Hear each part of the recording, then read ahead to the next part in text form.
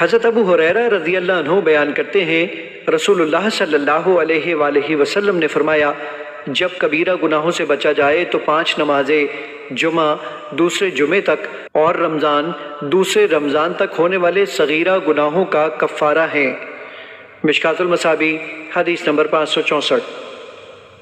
حضرت ابو ہریرہ رضی اللہ عنہ بیان کرتے ہیں رسول اللہ صلی اللہ علیہ وآلہ وسلم نے فرمایا، مجھے بتاؤ، اگر تم میں سے کسی شخص کے گھر کے سامنے نہر ہو اور وہ ہر روز اس میں 5 مرتبہ غسل کرتا ہو تو کیا اس کے جسم پر کوئی میل باقی رہ جائے گی؟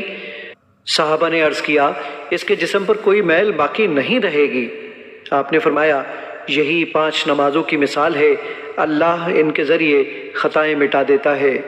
مشکوٰۃ المصابیح حدیث نمبر 565۔ ابن مسعود رضی اللہ عنہ بیان کرتے ہیں، کسی آدمی نے کسی عورت کا بوسہ لے لیا، پھر اس نے آ کر نبی صلی اللہ علیہ وآلہ وسلم کو بتایا تو اللہ تعالیٰ نے یہ آیت نازل فرمائی، دن کے دونوں اطراف اور رات کی چند ساعتوں میں نماز پڑھا کرو، یقیناً نیکیاں برائیوں کو دور کر دیتی ہیں۔ اس آدمی نے عرض کیا، اللہ کے رسول، یہ میرے لیے خاص ہے؟